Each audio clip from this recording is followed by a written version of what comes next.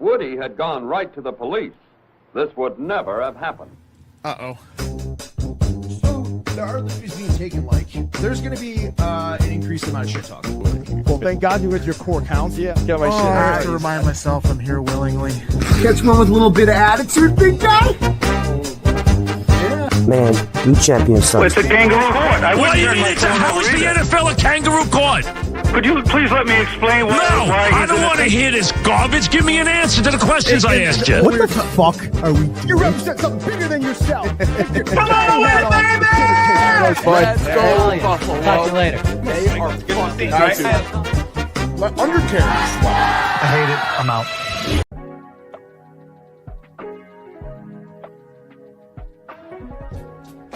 For the best Italian food in Western New York, Elliot Apollo's, call 716-825-3675. The Lardon Construction Group.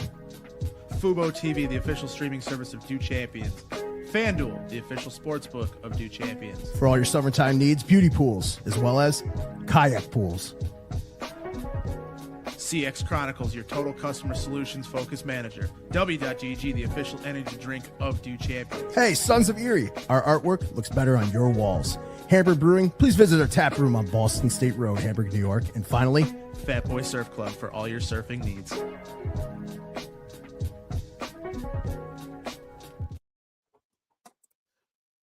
All right, and welcome into another Saturday edition of the Third and Manageable podcast. I am your host, Matt Diegert. And as always, to my left, right, center, up, down, north, south, Pat Bruknis. And we are missing one other guy tonight. Student body right, still MIA. Unfortunately, he's still feeling under the weather. So hopefully he gets better soon. And hopefully he is here next week, because we hope to have him here next week, because we have some great things to talk about with the Bills. We have some things to go over. All the great shows here on the Do Champions Network. So I mean, we'll definitely hope to have him back very shortly. So with that being said, Pat, how are we tonight? I'm doing good. I'm wearing black because, we just had Miami's funeral on Thursday night. And I know that we're going to talk about another game. Did we though? Well, it never felt like we were out of control of that game, but it was not the blowout every single person thought it was going to be. Right. I mean, you got a team that is, fighting for their playoff chance, fighting for their season, basically. And you got a head coach that's playing for his job. But maybe there's a little bit of this is a real mind, however you want to say it. This sounds crazy. But what if the Bills are playing checkers while Miami is playing chess? No, the Bills are playing chess while the Miami Dolphins were playing checkers. And what I mean by that is maybe the Bills wanted to let them keep it close. Because like you said, it never felt like Buffalo was out of control in that game. There was a few times where it looked like Buffalo, they had a chance to put the game away, but they couldn't/didn't. And what I'm trying to say is maybe the Bills didn't want the Dolphins to fire Mike McDaniels. Maybe they don't want Miami to go into a rebuild. Okay, it sounds crazy. I'm psychoanalyzing. There's no conspiracy theory there. Joe Brady isn't sitting in the book tower trying to take out JFK. So with that being said, though, but in all seriousness, though, in all fun, it really comes down to the simple fact of we never felt out of control. It always felt like the Bills, even when they were down 7-0, had some semblance of control of that game. Right. They came out on defense. They did play pretty strong on defense, but unfortunately, that huge return to start the game, and then and then it kind of they had a short field to go, and they put up the points with Ali Gordon scoring that first touchdown. And then after that, it just seemed like they never relinquished anything back to the Dolphins. So I don't know what to make of it. All I know is Josh Allen didn't have to throw his fastball, and that's a good thing, because you want to keep that holstered as much as you possibly can during the regular season, so that when he needs to bring it out in the playoffs, he can. Right. You don't want to have him get hurt doing, throwing that fastball, running, and when I say fastball, I mean when he's running, when he's throwing deep balls, when he's playing hero ball, playing Superman Josh, whatever. We don't need that. He needs to keep that holster as much as possible. And it felt like it was like the last couple of weeks have been like a little bit of like the James Cook show. It has. And I know we got to touch on that Jets game first before we talk about Miami. And even in that game, it felt like Josh didn't have to show his fastball. Like you said, it was the James Cook show, highlighted by that 44-yard touchdown run by James Beautiful Cook. touchdown run. Beautiful. I mean, that's the definition of making somebody miss in a phone booth. Mm-hmm. That was nasty. Yeah, that was very nasty. And let's kind of do that first here. Let's kind of go over that Jets game here. And it was a big win. Any division game is a big win. Right. They looked really, really good against the Steelers. Not going to sit here and lie about that. They looked really good against the Steelers. That game had me a little bit worried. You saw me last week. I didn't want to pick the Bills because I was a little superstitious, but I still picked them. But when it comes down to it, I really think that the Bills came out and controlled the clock, controlled the game, played defense very well, held them to their least amount of any team to their least amount of yards on the road since 1991. Which is pretty crazy. Fun fact. I did call them out online. Yes, you did. Because make me laugh here.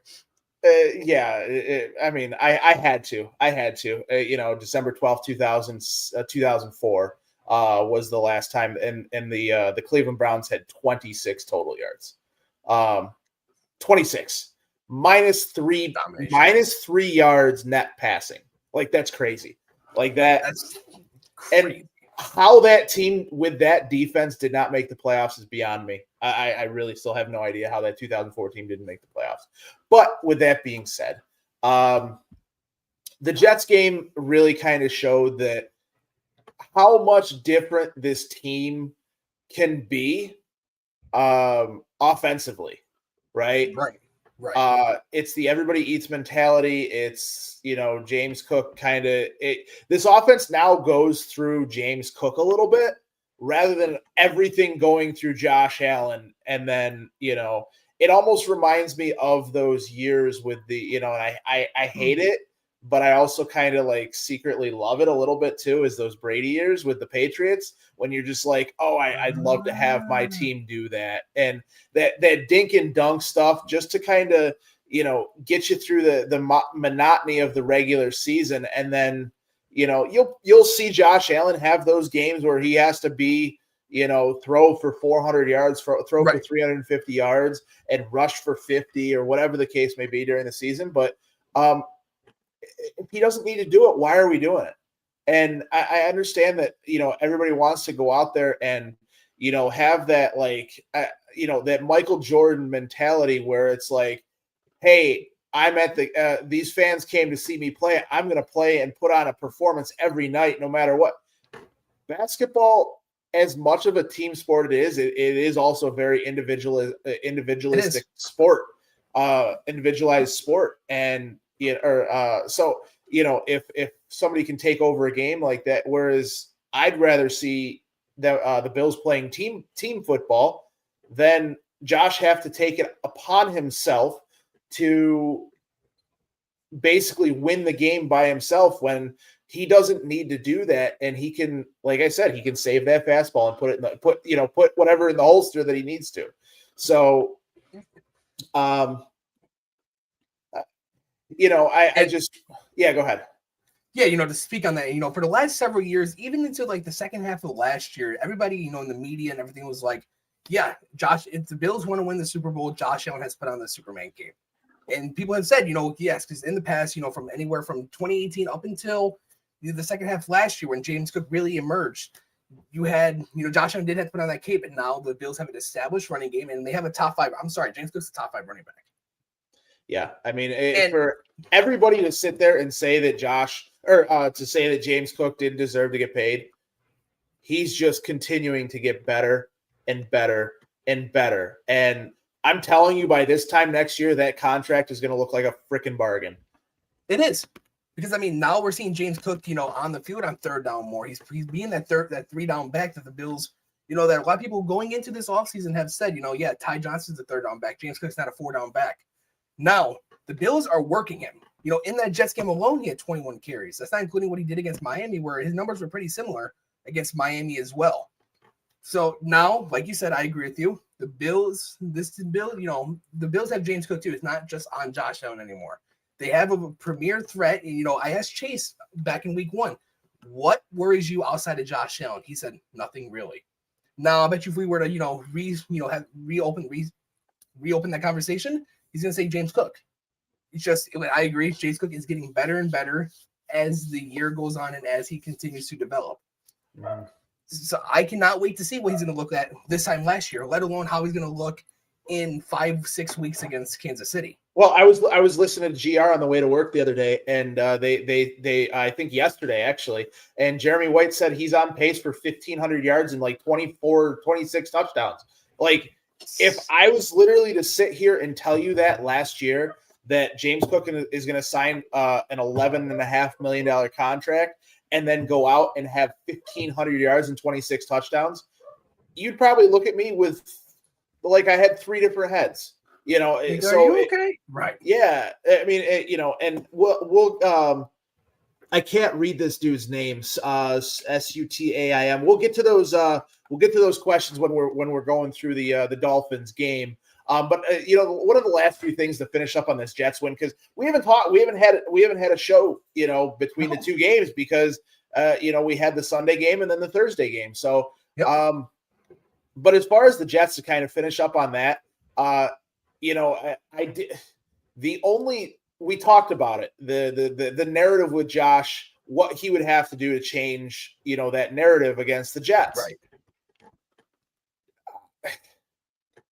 I think that exactly how they played it changed the narrative, honestly, because he didn't have to take the ball into his hand. He didn't have to, he didn't have to play Superman. He didn't have to try and pick up first downs. He didn't have to try and do, he had a 44-yard run. But that was because they left the middle of the field wide open and he just took off. Like he didn't, right. So, and they ended up winning that game by 21 points? Yes. The finals, 31-21? Yeah, the final score of that game was 30-10. 30-10. 30-10. Yeah, Yeah, thank you. Yeah, 30-10. And go ahead. Josh Allen went 14 for 25 with 148 passing yards. No passing touchdowns, no rushing touchdowns. Back to the whole Josh Allen has put on a Superman cape. Josh Allen didn't account for a touchdown. This team put up 30. This just shows you how much different this team is compared to last year and how this really is everybody eats and everybody's going to eat. It might not even be Josh now. It can be James Cook. Yeah. No, I'm cool with that. I mean, Right. just real quick, James Cook finished that game, 21 carries, 132 yards, 2 touchdowns. Josh Allen, 14 of 25, 148 yards. And James Cook had a 1 catch for 3 yards. And Joshua Palmer led all receivers with in yardage with 2 receptions and 47 yards. Dalton Kincaid led all pass catchers with 4 receptions. So that's the thing. Elijah Moore ran for a touchdown. James Cook ran for 2 touchdowns. I mean, and now teams have to respect that jet sweep. Yeah, they put it on tape. Now they have to respect that sweep, that jet sweep, and the jet motion, and they have to respect all that stuff when it starts to happen. And I said it earlier in the offseason. We'll touch on it when we get to the Dolphins game. Elijah Moore is going to make a difference on this team. He really is. He is going to. And I don't think that's the last you've seen of Elijah Moore making a difference on this team in these last 2 games. So with that being said, quick, just one more thing. I do want to say about that jet sweep play is I believe Joe Brady is a great offensive-minded coach to where as soon as teams start catching up on it, they're going to start running other stuff to go with it. They're going to be one step ahead now. Well, and that's what I said. That's what I'm saying. Yeah, that's what I'm saying by them putting it on tape. Now they have to respect it. Now they can run other things off of it because it's on tape. That's one of the most famous things from that final Super Bowl against Dallas is the Bills. Jimmy Johnson was in there and watching the Bills practice and saw them running a shovel pass. He asked the guys to go look back at tape all year and see if they ran a shovel pass. Run a shovel pass, in that final thing. Now it's on tape, though. Now they have to do it. Now they have to. So had they maybe gone back and run that a few other times during the, it might not have been like, oh, we need to look out for that, type thing. Right. So now that they have that stuff on tape, now they have the ability to run things off of that, whether it be an action, whether it be anything, off of that. They can do a lot of things now by putting all this stuff on tape. And, this is the time to do it is early in the season to get that stuff on tape. And when you're playing, unfortunately, and I hate saying this, but the worst of the worst teams in the NFL between the Jets, the Dolphins, and the Saints upcoming, I'm not trying to be that way to any of the fan bases, but you have an 0-3 Dolphins team. You have a Saints team that could finish in last place in the entire NFL.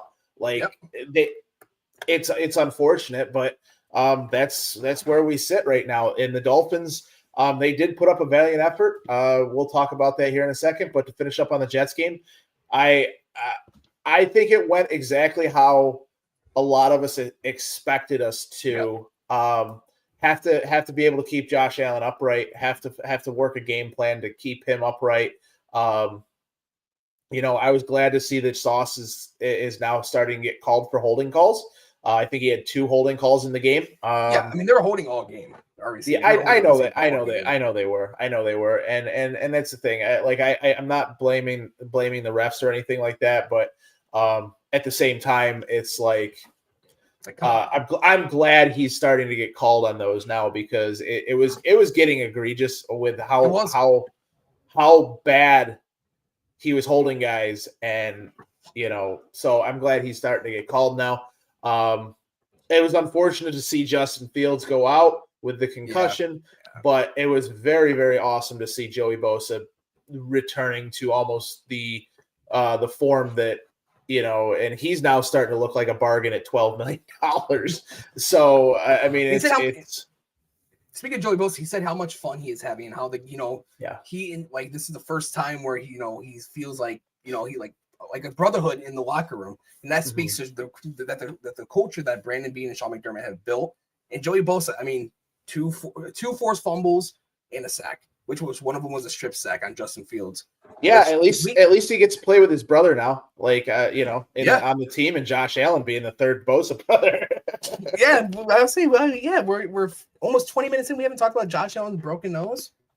Yeah, I'll be honest with you, they can't. Yes, everybody thinks it might be disgusting that no consequences, but you can't prove intent was there behind him trying to hit him in the face or anything like that. Go ahead.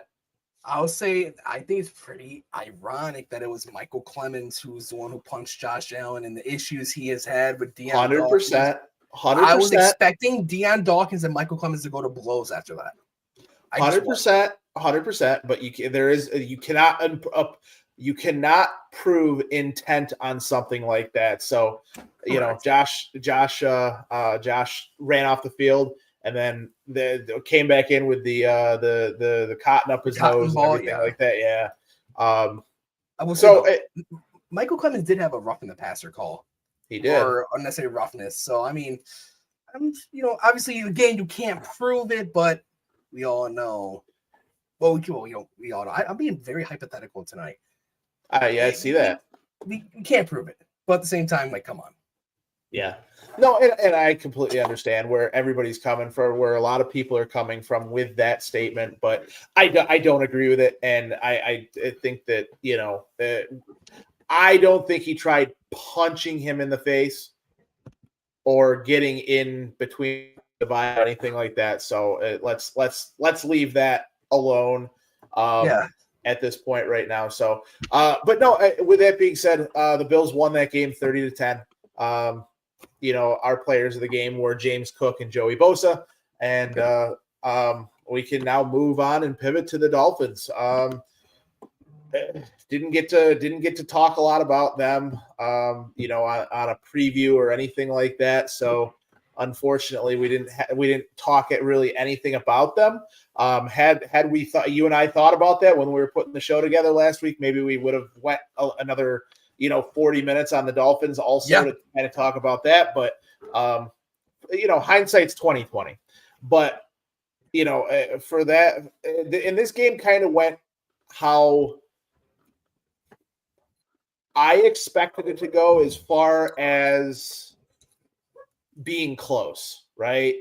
I didn't think it was going to be a blowout or anything like that. I even in a few of my parlays, I took the Dolphins to cover, and they did, because it was an 11.5 spread.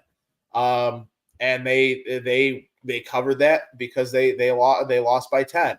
So I took them to cover on a few parlays.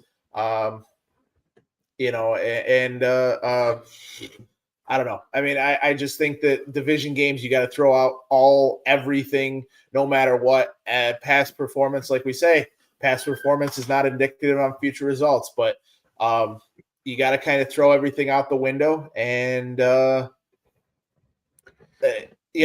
just play the game. Right. I'm right there with you. I saw the highest I've seen the line go was 12.5 in Buffalo's favor. At Buffalo at -12.5, and I saw it drop to 11.5. I'm kind of like, that seems pretty high. I would not, be surprised if the Bills were to blow them out. But at the same time, it is a divisional opponent, and Miami does tend to play Buffalo tough. They tend to keep it close until the later part of the game, where Miami will slip up, or Josh Allen comes up big, puts on the Superman cape. I was looking at some before the game on Thursday. I was actually watching some highlights of 2022 when we were wearing the Color Rush uniforms in the snow, where it was a good game. And as soon as the snow started coming down, to in Miami, they crumbled. And that's kind of how I felt like how this game went offensively for Miami, where it started off very good for Miami. And then, as the game went on, it felt like Buffalo had control. And then, Miami got the three straight stops, I believe it was, in the late third quarter, early fourth quarter. And then, it kind of sizzled back to Miami's side, but then our defense came up big. It was a seesaw battle all game, but it never felt like Buffalo was out of control of it, like how we were talking about earlier. It's just, it always feels that with Miami, doesn't it, Matt? It's kind of like, it definitely feels that. Yeah, it definitely feels that way all the time against Miami. Is even when the Bills lost that game down in Miami, the one of the only ones Josh Allen's lost, because he's now 14-2 against the Dolphins. 14-2 or 15-2, yeah. 14-2, I think, because he the Charles Clay drop in the end zone, and then the Heat game. Those are the only two games he lost to the Dolphins. So with that being said, none of those games had ever felt, except for that Charles Clay one where he had to throw up a prayer at the end of the game at the end of that year, and then ever since, it's never felt like the Bills have ever been out of control out of any one of these games. It just feels like that they didn't make enough plays to inevitably go ahead. So I don't know. I think that, I think there's a little taste of their own medicine. I think that the Dolphins fans deserve this. Especially from way back when, 72, 73, the Super Bowl years, their undefeated season, having the Bills be 0 whatever, over for the 1970s. Yep. So I really do, but I would not want this to, to happen to us either. Where literally you go from, you haven't won a playoff game since 2000. You've won one division title, I think, in that time. And I think that was the year that Brady was out. Yep. If that wasn't the Jets, I can't remember who won that year or when the last time that they won. It was the Jets. Because the last time the Miami won the division was the Colts have won the AFC East more recently than Miami. I know. It's crazy. But going right from Tom Brady to Josh Allen in the division, that's tough. That's tough. We took our beatings. That's why we were the next team. That's why we have the quarterback now. We took a whooping from Tom Brady, okay? 33-3. I know. So now it's fair for us to run, to run the AFC East. But for the Dolphins, though, they are the definition of mid. They're not bad enough to get a top pick. Maybe this year. We'll see. But they're not good enough to be a playoff team. They're in that. That's the worst place to be, if you ask me. Not good enough to make the playoffs. Not bad enough to get a top 10 pick. Where do you go? Right. So, and that kind of brings us to Sutern's questions here. Is Tyreek Hill still a game changer? Yes, he is still a game changer. He is still a game changer. I don't expect him to be on Miami by the trade deadline. I hope to God he doesn't go to the Chiefs or back to the Chiefs. After the game, he was having a conversation with Sean McDermott or Joe Brady. Hypothetically, I'm calling you Mr. Hypothetical tonight. Hey, don't want to have him anywhere near the Bills. His speed, I would take a chance with it. Because it's not Tyreek Hill's fault that he has Tua as his quarterback. Let's be real. I'm not worried about that. I'm talking about the off the field stuff. Like that's the stuff that I don't want anything to do with. I don't want any part of it. Right. we all heard it on the broadcast. They talked about it. So it's fair game at this point. They when they talk about something like that on the broadcast. So. But then his next question is Tua worth playing anymore? Should they try Quinn Ewers? That's a good question. That's a good question. I think that Tua gives them a better chance to win. I just think that, because that's the thing. He's a rhythm quarterback. You got to get him in rhythm. You got to do things to kind of, get him into the game. And Mike McDaniel didn't get him into the game until it was too late, when you started seeing him getting balls to Jalen Waddle and then short for Tyreek Hill and then short to Malik Washington. It's kind of like the same thing with the Bills, right? They're trying to get the ball into Elijah Moore's hands, into Keon Coleman's hands, and Joshua Palmer's hands, and out of Josh's hands very, very quickly. And that kind of brings me into the whole thing that you and I wanted to talk about is specifically with the Bills, not going deep, not taking those intermediate routes, not doing that stuff, and letting the game come to Josh and just taking what the defense gives you. Like, if somebody's wide open off the hop, why are you waiting for something else deeper? That's hypothetically going to open, right? Get it into your playmaker's hands and have him potentially break a tackle or two and potentially take it to the house. You saw on the orbit motion with Khalil Shakir around there and him and Josh dumping it to him. He scored a touchdown on that play. Like, yeah.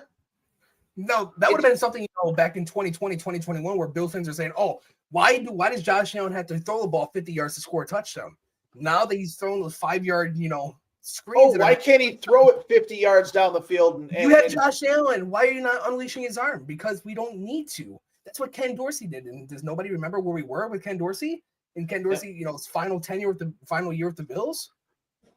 What we're doing is we're making defenses cover every blade of grass. And it's very hard to do that when you have guys like Josh Palmer, Dalton Kincaid, Khalil Shakir, James Cook, Josh Allen. You got to account for his legs, his arm. Even the shovel pass now, which has became a thing. Jackson Hawes now, who we know Bills fans would have thought that he would really contribute this year in the receiving game, but he's had a big play against the Baltimore Ravens on that 25-yard catch. He has a nice touchdown against, he's on the receiving end of that shovel pass, which went for his first touchdown. There's just a lot of things you have to cover now, and I'm okay with not throwing those 10, 20-yard passes anymore. We don't need to. Why fix it if it ain't broken? We're putting up 30 points a game. Why are we complaining? Right. Right, and that's I agree with that, and I think that had we needed to put up 40, I think that Joe Brady calls a different game, and I think Josh Allen audibles differently, and I think that different things happen. Because yes, they were playing a little bit conservative and things like that, but they don't need to play this high-powered offensive game against the Dolphins, or the Jets, or the Saints next week, or anything like that. And we'll have a show next Saturday before the Saints game, so we're not going to get really into that. But I think – hold on real quickly. Yeah, go ahead. Yeah, to your point about, why show your hand, kind of like we're talking about the Jet Sweep. Now that's on film. Contain Josh. You didn't have to show his fastball. Save that for when we actually need it. Don't put it all on film now just because it's Miami. Right. Wait until you actually need it. They practice it. Sure, they get their rest with it. They don't need it right now. Right. And to touch on a couple of these other questions, or it looks like one full question. All I'm going to say is Deion Walker. I don't have to say anything else.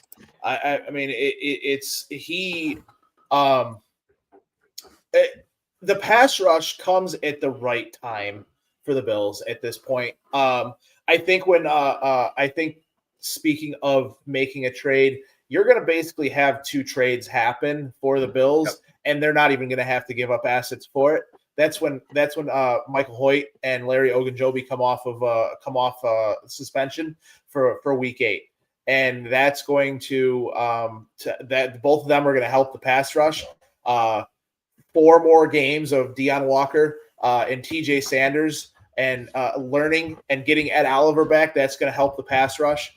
Joey Bosa gonna be able to continue to wreak havoc on that side. Greg Rousseau still putting on pressure, still putting on things like that. Yeah, he hasn't gotten the sack numbers that everybody's like, oh my God, we need to have sacks. I'm perfect. Even if you don't sack somebody and the guy gets rid of it and now it's 4th down, it's the same thing. Like exactly. Yeah, you ask the team and the defense to do these 3 and outs and get 3 and out and get 3 and out and get Josh the ball back. Does it matter if it's a sack or if it's a force out or if it's a interception or if does it really matter? Like at this point, it goes back to the same thing with what Bills fans are complaining about offensively. Oh, we have Josh Allen. Why are we not using his arm? Yeah. Now if you look on the defensive side, yeah, our defense is getting stops. Oh, but you're not getting sacks. But we're getting off the field and it's still working. Again, why fix it if it's not broken? Mm-hmm. And I will say this about not being able to get pressure on Tua and not being able to get a sack. I believe we got 1 sack on Tua, correct? I'd have to go. Let me look that up here real quickly for us here. Hold on 1 second. Sacks allowed. No, Miami did not have it. We did not get a sack on Miami. I didn't think so. I didn't think so. I thought maybe we had one.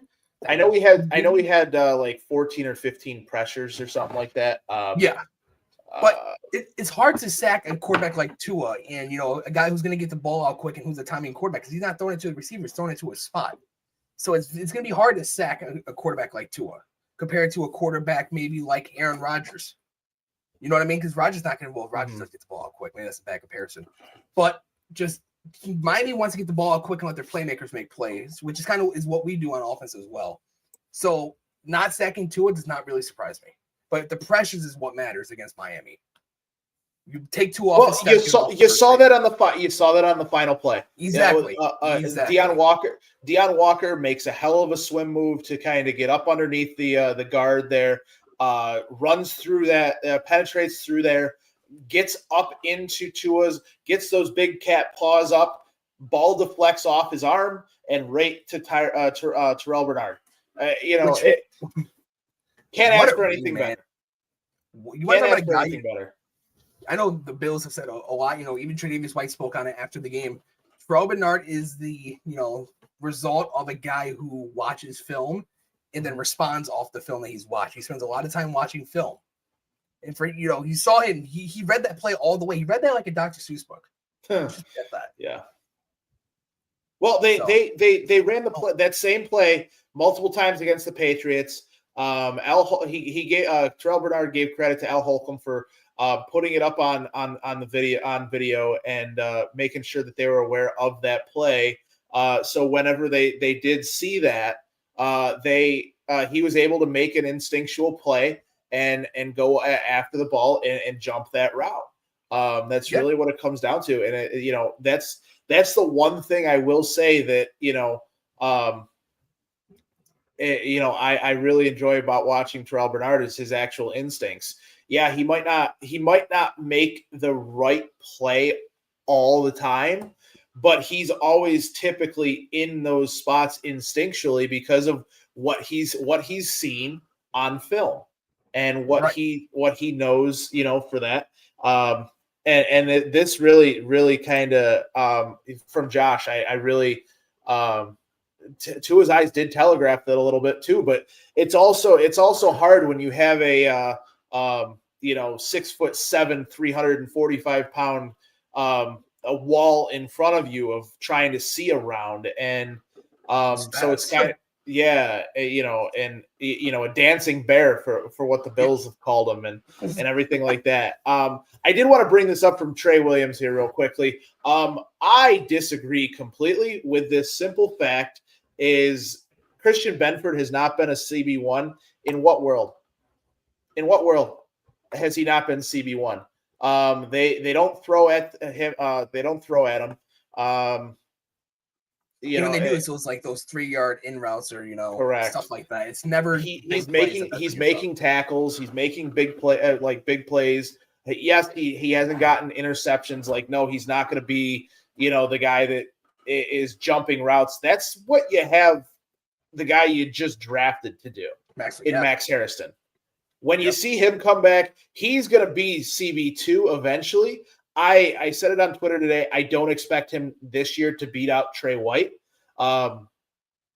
because I think he's got to have some time to get his body right and his feet back under him and everything like that. But again, also on top of that too, TJ Sanders being 159 out of 160 in a PFF grade, I don't care. He's a rookie. He's learning. Yeah. He's only going to get better, and that's the thing. Okay, so he's at the bottom right now. Where else can he go? Up? That's true. That is true. Now, speaking of defensive tackles, though, Daquan Jones, man, what are your opinion? What's your thoughts on Daquan Jones? I think that he's getting back to somewhat of a form of what he was that year he got hurt against Jacksonville. Yeah, 2023. I think that he is, again, just like Trey White, he had a full off season where he was healthy. And he was able to kind of focus on football rather than on rehab or, injury or anything like that and kind of get right within that. So I'm just reading some of these comments here. So Benford has already allowed 2 TDs this year. I don't think he allowed 2 all last year. And people forget that, he was playing, he missed some of camp with that groin injury as well. So I'm pretty sure he's still getting his feet wet as well. And that one touchdown he got by DeAndre Hopkins that he gave up to DeAndre Hopkins was, who else is making that play? Let's just be real here. Yeah, I mean, there's only probably a handful of receivers that actually make that catch in the NFL. So, I mean, you can't blame him for that touchdown. I'm sorry. Lamar put that in the perfect spot where only DeAndre Hopkins could get that, and DeAndre Hopkins made a one-handed catch, outstretched as Benford's holding onto his other arm. And what are you going to do? What are we going to do here? I mean, you got to kind of throw that Baltimore game out the window. These two teams know each other very, very well. There's not much change in the two teams. Nope. You've seen it multiple times. Josh, since 2020 is 4-1 in against the Ravens in regular season and playoffs. So yes, he is. I thought he was 4-2. Shit. No, 4-3. He's 4-1 since 2020. The only other game he lost to Baltimore, the game he lost to Baltimore was in 2019. So That gotta game now. Okay. we got to kind of throw the Baltimore game out the window here. Yeah, it's going to count against players' stats, but again, who won the game?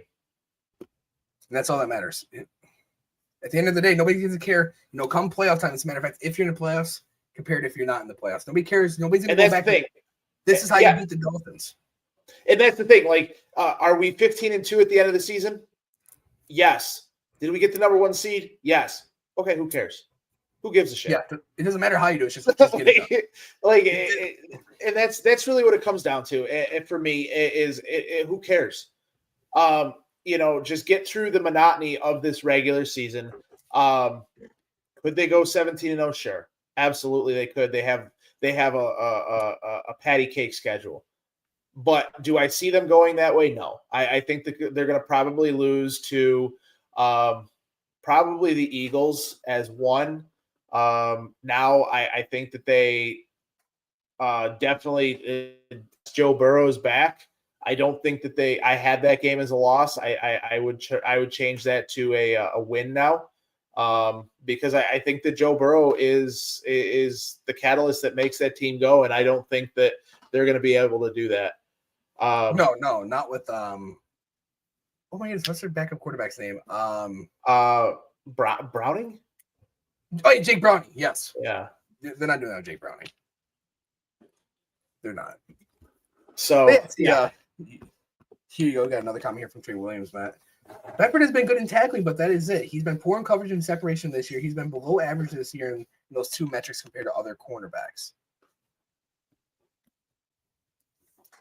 Who cares? The Bills are 3-0. Who cares? Like I'm not trying to be a dick. I'm really not trying to be, but when it truly comes down to it,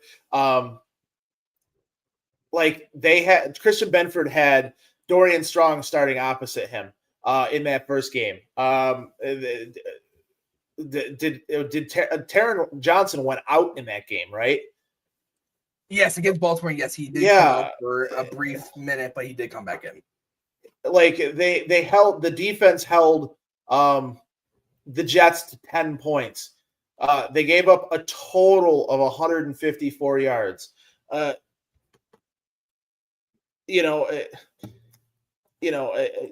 Here, okay. That's the thing. So if I'm going to read this, if all that matters is wins and losses and why I analyze football, the reason I bring up the defense is right now the team looks a little more like the 2024 Lions than the 2024 Eagles or 2025 Ravens. Yeah, no, and I'm not saying don't analyze football. That's what we do. But like you're sitting there saying that Christian Benford is one of the a horrible cornerback one, and he's not a cornerback one. Like. You got to remember who else he doesn't have Jordan Poyer. He doesn't have Micah Hyde behind him anymore. He's probably, again, in that Baltimore game, he was the most veteran leader in that secondary because you had Dorian Strong in there playing his first game. You had Cole Bishop playing his fifth game. You had Taylor Rapp. Playing. This is his second year with the team. Like, I'm sorry, like it's not about not analyzing football. All I'm saying is he's made plays when it matters, and you gotta let things happen. He played a hell of a game against the Jets. He was right there stride for stride with Tyreek Hill on that deep ball. Yes, it was Taylor Rapp who came across and hit him, but both of them were right there. The Bills try against the Dolphins try and keep a lot of things in front of them because of the speed of the Miami Dolphins. Like, okay, you saw what they did against a crappy team. You're gonna see it again next Sunday. Yeah, you're not gonna see nobody run wild on Benford. You're not seeing that. You're not. Like I'm sorry. Like it's not about analyzing football or not analyzing football. I love talking about football. Trey, honestly, I'd love to have you on one of these weeks if you want to hop on. If you want to put your own things on there, like that's great. I'd love to talk about football and analyze it with you. I'm not kidding. Shoot me a DM on Twitter. whatever. It's at Matt Diegert, at Do Champions, whatever you want to do. We'd love to have you on and talk to you about analyzing football and stuff like that. But when it comes down to it, like in the end,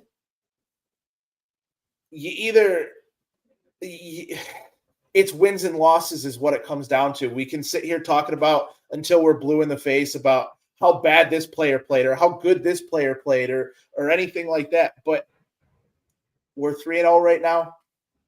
Let's enjoy it and stop being Debbie Downers about the Bills. That's all I'm saying. And it's not. And if all that wins matters are wins and losses, isn't that kind of the thing? Is the biggest thing is at the end of the year is who won the final game of the year? It is. If that's not all that matters at the end of the year, like we can sit here and talk and analyze football all day long, but at the end of the year, if you're not holding the Lombardi Trophy, is it a failure of a year? Is that really that Matt? It is really Christian Benford having 2 bad games in the beginning of the year really a matter? And that's all I'm saying. I'm not saying anything like. And yes, they do look, right now. But also, let's talk about this. You don't have Ed Oliver. You didn't have Ed Oliver against the Dolphins. You didn't have Matt Milano against the Dolphins. You had Taron Johnson come back, who, didn't play against his first game back. Yeah, right. His first game back. You have 2 rookies in there, and TJ Sanders and Deion Walker. You have Zion Logan there. You have Shaq Thompson, who's coming off an Achilles injury from last year. You have you still have Cole Bishop growing up. You still have even though Christian Benford's in his 5th year, you still have him learning every single game, every single day. Trey White's still doing these type of things, and those plays against Miami that truly like the touchdown that Jalen Waddle scored. Unless you're playing press man down there on the goal line, he's not gonna stop him.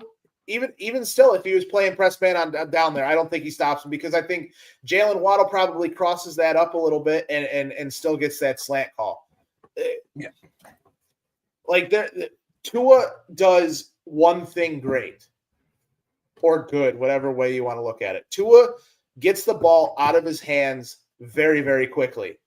If you take away his first read, he is not a good quarterback.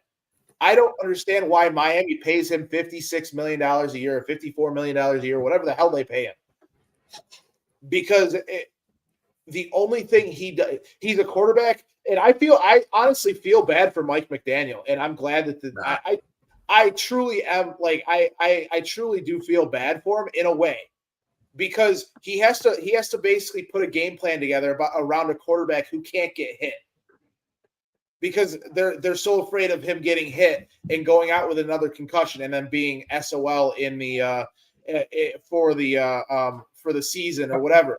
When truly, and I don't wish injury or anything like that on anybody or anything like that. I'm not saying I hope this happens, but it might not be the worst thing for Tua to kind of get smacked in the mouth again and maybe get a concussion and maybe have to maybe have to look himself in the mirror and be like, hey, maybe it's time I retire so I'm not a mush brain and, can be around my kids and be around my wife and still understand what's going on. I mean, maybe that's just me. Maybe that's just, the way that's looking at things outside of football from that standpoint, because, at some point you do have to put your health first. Your health should always be first. Then obviously everything else is to come. So I thought he should have retired after that last one. But yeah, I do agree with you. It is hard for Mike McDaniels to, come up with a game plan where it's kind of like, it has to be a quick read. And that's hard to do when you're going up against some defenses that like to play press. And what if your receiver can't win off the line? But it does help that you have a Tyreek Hill and Jalen Waddle. I think that's why Miami has been somewhat effective in doing it. Now teams are finally starting to catch on to that. Well, and even still, they're teams like the Bills, they're keeping everything in front of them. They're letting them have these short throws. But so sometimes it does look like, what they hold Tua to in this game, like 146 yards. Yeah, 146 yards, 2 touchdowns and a pick. Yeah, everything in front. Tyreek Hill 5 for 49 and a touchdown. The Bills are going to play that bend but don't break defense. They're not going to go away from it. They're not going to try to shut down the field, when Miami's on their own 20. That's just not the way Buffalo plays defense. Mm-hmm. They're okay with, giving up, letting them march down the field until they get to Buffalo side of the field. And then that's when they'll start playing that clamp down defense and make them settle for 3 instead of 7. That's their philosophy, and that's the way they play. That's why I'm pretty sure if you ask Benford, hey, Benford, you gave up 6 2-yard in routes. You gave up 12 yards on those. Yeah, we gave up 6 catches. Okay. But how did the play result? This whole team is very big on playing team football. And I think that's another reason why they're so good. They might not be, the top 10 at their positions, but Benford is. But they play better as a unit. That's why we've seen guys like Tremaine Edmonds go off to Chicago. Look very good as a Bill. Looks suspect as a Bear. Because they play good as a unit. And that's exactly what Benford, gets, benefits from it. Trey White benefits from it. Everybody benefits from it. I was just super happy bringing up Trey White. I was just super happy to see him make plays against the Dolphins and, make it through the game against the Dolphins, because that's the last team he played when he was in a Bills jersey. So in Highmark Stadium. So I'm just glad that he was able to make it through that game and make a few plays and kind of prove that he still can make some plays. So, right. And just very quick, I know he is 30 years old, but he doesn't have that many miles on his tires, Matt, because of the injuries, unfortunately. Mm-hmm.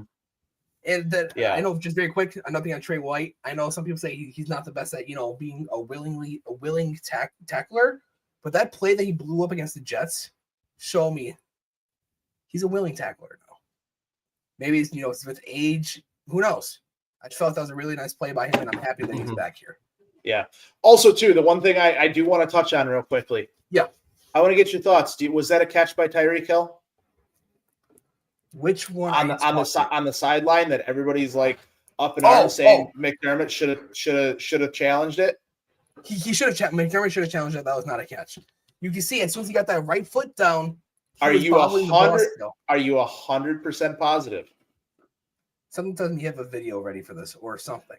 I don't have a video ready. Okay. On here, it's on Twitter. I took a still of after he bobbled the ball, and then also if you actually slow it down and take it through. Julie, I'm sorry, I disagree with you on this one 100%. It was 100% a catch. There's a reason why that John Perry didn't call down and say to have McDermott challenge it. I thought it was a good no challenge because he had control. He lost the ball, gained the ball, made the football move to put it back into his thing, when he regained control, still had the left foot down, and then right foot. Wouldn't that foot not count, though? Wouldn't that left foot not count because that foot was already down when he established? No. What are you talking about? Why would that not count? Like, it doesn't just eliminate. It's not going to take like 2 steps after the catch. No, he still had the foot down when he regained control. It never came back up until after he went to put the other foot down. I thought the foot came back up. No, it did. Come back up. It did come back up, but it was after he had regained control. So, like I said, I mean, it was a catch. It was a good no challenge. We have John Perry up there for a reason, and this is the exact reason why. On top of that, you saw 2 other times during the game that the Sky Judge actually called down and was doing his job. No call down from the Sky Judge on that one. Because if it was that close, they would have probably had them call down and, say, hey, you got to take a look at this, or hey, it wasn't a catch, or hey, anything like that. So, I'm glad that the systems are in place that are working. I do wish that they would define a catch way better than they do. But that's just the curse that the receivers have to live with, unfortunately. But I do think that I am 100% positive that was a catch. I've watched it multiple different times, multiple different angles. I'm one of the ones that is very critical of Sean McDermott's. One of the only things you can be critical of Sean McDermott is his in-game decisions on either challenges or time or things like that. And when he, I wanted to go back and see if he made a good call on that, and I think he did. I think that no challenge was a good call. You didn't lose a timeout because of it. And here's the other thing that everybody doesn't think of. What was the ruling on the field? It was a catch, so it would have to be clear evidence that it was not a catch to overturn it. Clear and conclusive evidence to overturn it. Did you see any irrefutable evidence that it was not a catch? Maybe the bobbling, but outside of that, no.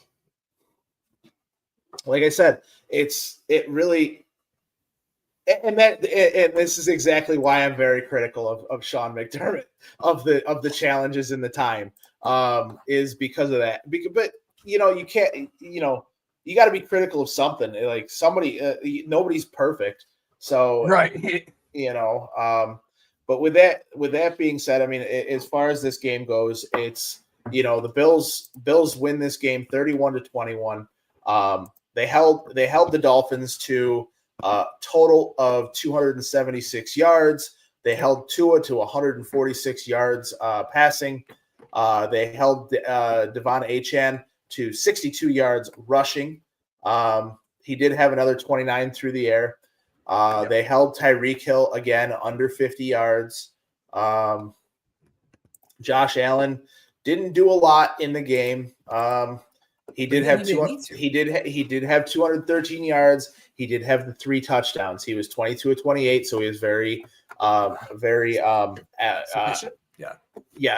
efficient, not sufficient. He was very efficient. Long day. James Cook finished with 19 carries, 108 yards, and 5.7 average with a touchdown. Josh had 4 carries, 25 yards, 6.2 average, and Elijah Moore in this game, 2 catches for 30 yards, 1 rush for 11 yards, and that last catch that he had sealed the victory for the Bills, which was awesome to see. Getting them down into the where they needed to be able to kick the field goal, to really put them up by 10 and really close this game out. I was glad to see Dalton Kincaid getting very involved in the offense this week. Yeah. They had that second touchdown, Matt. He should have that second touchdown if he could hold on to that ball. But then we don't get the Jackson Hawes shovel pass. Everything happens for a reason. There's a light in every tunnel, right. Man. Right. So with that being said, I think Dalton Kincaid had a heck of a game. I'm glad to see he's getting very involved in this. But again, 9 players caught balls, 4 players rushed balls. If that's not everybody eats, I don't know what is. No, that's again making the defenses cover every blade of grass, and it's hard to do when you have good playmakers. The only thing that I really didn't like was the fact that they didn't use Joshua Palmer as much as I think that they should have. Maybe they could have gotten him. I saw him open a few times. Maybe Josh just didn't, want to take the shot. Who knows? It was Keon Coleman open one time. I guess he was jumping because he was that wide open. It was like a 20-yard pass in the first quarter. But again, Josh, if he doesn't have to take that throw, he's not taking it anymore. Yeah, and I'm fine with that. But also at the same time, too, if somebody's wide open, throw the damn ball, Josh. Right. It might be a little selfish because some of us might have money on two receptions for Josh Palmer, and he finishes with 1. I have no idea. But also too, Keon Coleman needs to get better at catching those back shoulder throws. That is one thing that I did notice that he is, I don't want to say struggling with, but you saw it against the Jets where I didn't think it was a pass interference, to be honest with you. Nope. I don't think that was a pass interference one bit. I think that it was more a happenstance call where the guy on each other, and the last thing the ref saw was Keon Coleman's arm extend. So with that being said, I get that, but also, he's got to learn to be able to not extend the arm or anything like that to be able to make that catch. Right. And then also actually make the catch when you get the separation. See, and that's the thing. There's different ways. I hate this. I really hate. I hate this narrative that and I'm sorry. I do. I hate the narrative that Keon Coleman doesn't create separation. He's not a burner. He's not a guy that's going to create separation by speed. He's not going to. He's the one that's going. He's 6'4", 215 pounds. He's the one that's going to have to go up and get the ball and create separation, very much like DeAndre Hopkins does. Kind of what we thought Gabe Davis was going to be too. Yeah, just more athletic Gabe Davis. Yeah, with better hands. I wouldn't even go that far because I think it's a different skill set that Keon has than Gabe Davis does.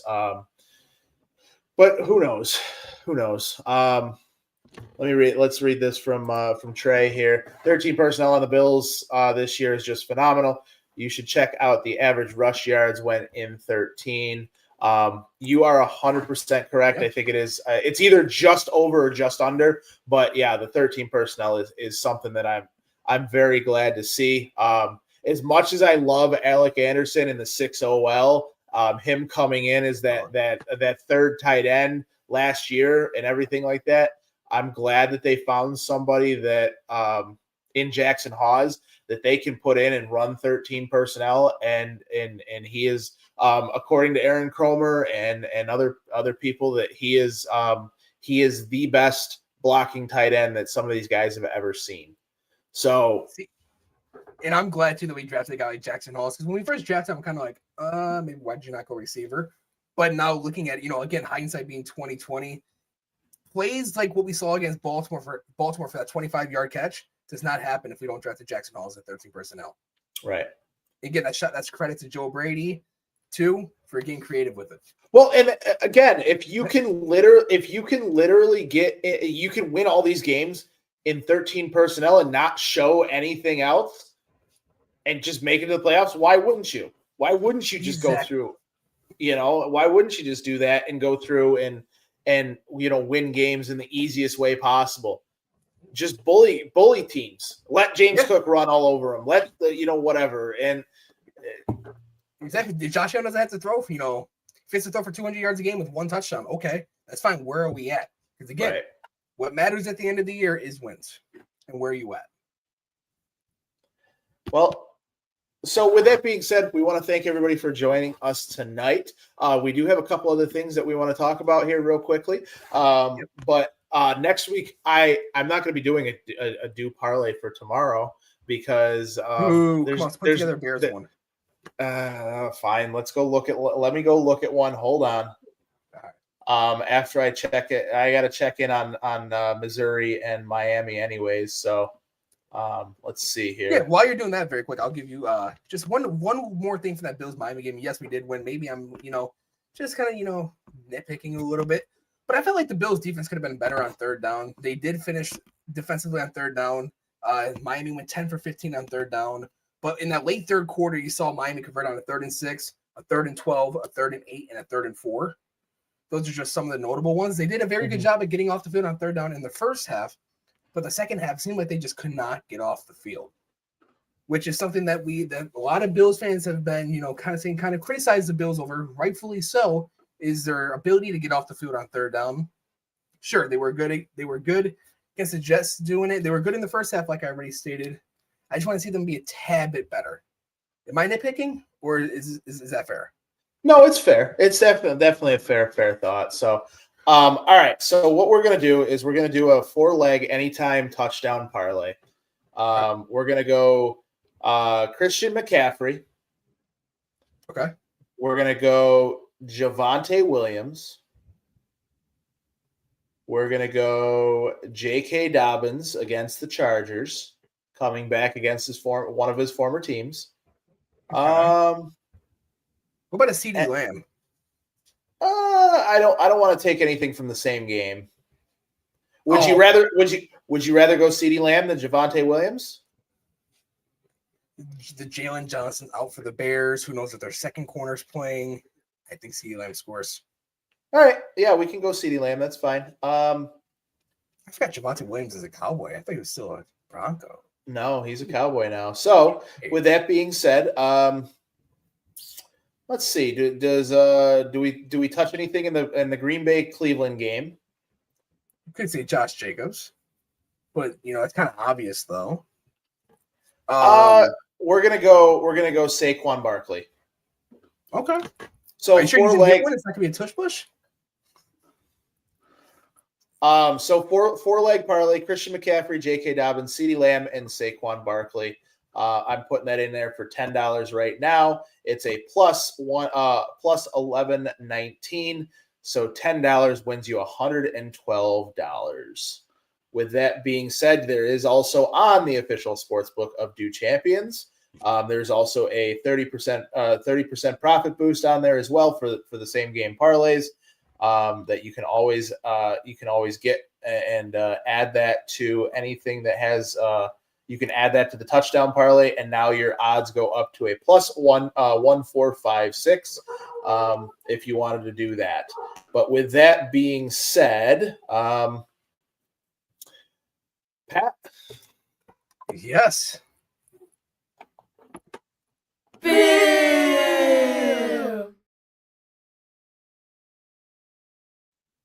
Our segment, here's why you suck.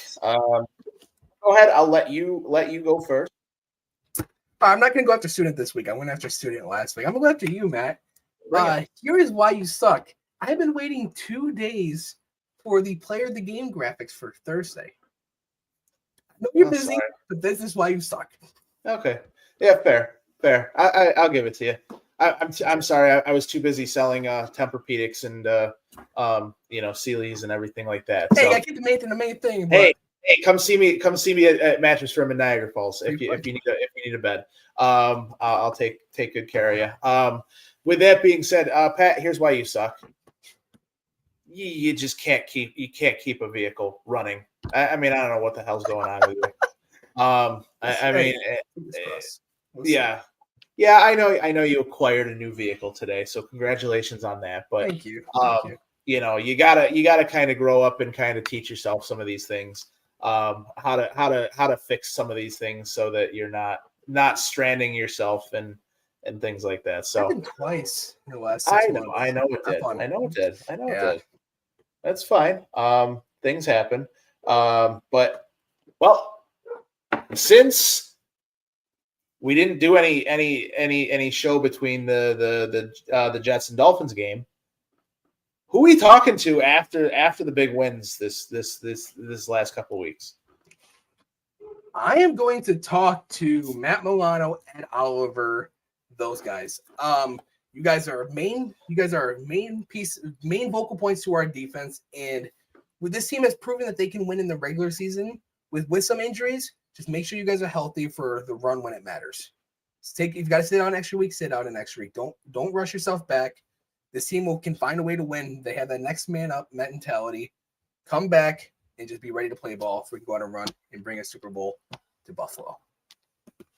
Yeah. I mean, I'm gonna talk to the fans. Hey, shout out to you guys for staying the whole time and getting Fitz to take his shirt off. So that was pretty cool. That was pretty cool. Also find you somebody the way I saw it online. Find somebody to look at you the way that Josh looks at Fitz, and I hope that for everybody out there. I really do. Even you, Pat. Jeez, can't wait to see your Grinch costume.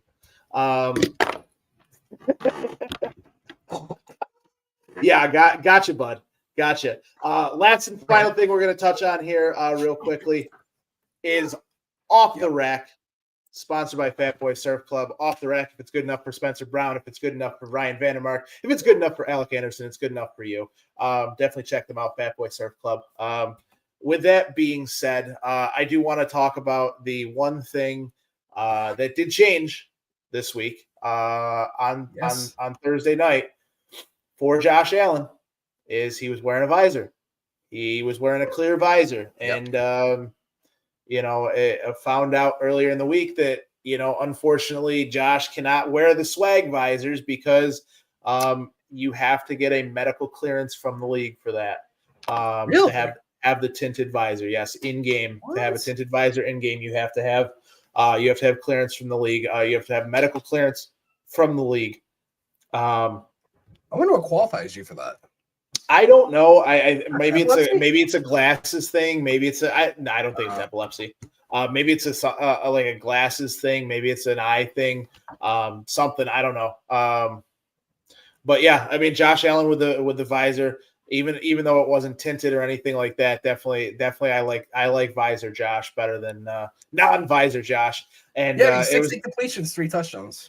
It was actually pretty funny. I was listening to GR on the way to work or on the way home or something. I can't remember what it was or who I was listening to, and they were talking about Josh and what he said about the visor, that he wore it all of college. Yep. And he wanted to wear it during the NFL, but he didn't want to be the young guy that he was trying to look swaggy or whatever the heck he said. So, hey, you were the MVP last year. You're looking like you're having another MVP season this year. Keep being you. Keep doing you. But with that being said, I want to thank everybody for watching us tonight. Thank you for all the comments and everything like that. Pat, thank you as always for coming on Third and Manageable. Definitely check Pat out here in about an hour, maybe 25 minutes, half an hour, whatever, on the Gridiron. What do we call it now? The Gridiron Grand Slam. Yes. It's been a few times. I'm like, what's the name of it? When I go to 7 The Gridiron Grand Slam. Yes. Pat's going to play some Madden, some Ultimate Team tonight, and answer your questions and stop by and I think he's going to do that at what, like 11:15-ish? Yeah. And then check out all of our other great shows. The Buffalo Combat Zone on Monday. On Wednesdays, we have Coast to Coast. On Thursdays, we have the Bills Canvas. Friday, we have Chase and Data. And Saturday, we will be back right here for the preview of the Saints game. And maybe to talk a little bit more about this Dolphins win as well. With that being said, I am Matt Diegert, and this is Pat Bruknis. And as always, Pat, good to be seen. It's good to be seen. Go Bills. Go Bills.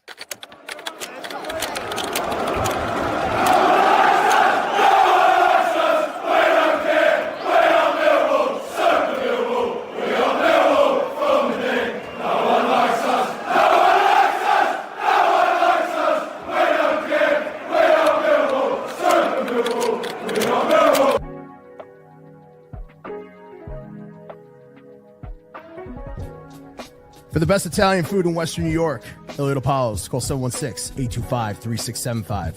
The Lardon Construction Group. Fubo TV, the official streaming service of Do Champions. FanDuel, the official sportsbook of Do Champions. For all your summertime needs, beauty pools, as well as kayak pools. CX Chronicles, your total customer solutions focused manager. W.GG, the official energy drink of Do Champions. Hey, Sons of Erie, our artwork looks better on your walls. Hamburg Brewing, please visit our tap room on Boston State Road, Hamburg, New York. And finally, Fat Boy Surf Club for all your surfing needs.